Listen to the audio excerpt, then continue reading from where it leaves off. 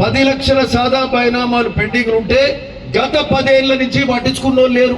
TRS అసలు ఈ రోజు ఏదైతే బీఆర్ఎస్ పేరు మార్చుకున్నారో వాళ్ళు దాన్ని పట్టించుకోలే, దాని గురించి అడగలే.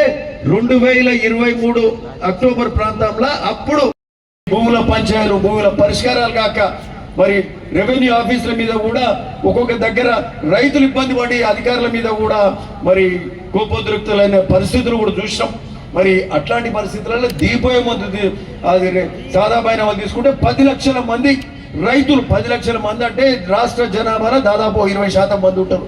20% మంది మరి అంటే 50 లక్షల జనాభాకు సంబంధించిన ఈ సమస్య, దీనికి ఈరోజు సాదా బైనామాలకు ఈరోజు పరిష్కారం లభించబోతుంది ఈ భూభారతి చట్టం ద్వారా అని చెప్పడానికి నిజంగా చాలా సంతోషిస్తున్నాం. 10 ఏళ్ళు బాధపడ్డారు, ఈరోజు ఆ బాధకు ఫుల్ స్టాప్ పడబోతుంది. ఇది ఈ యొక్క మరి మనకు సంబంధించిన సాదా బైనామాల మీద తప్పకుండా పరిష్కారం, ఎక్కువ శాతం పరిష్కారం అవుతుంది.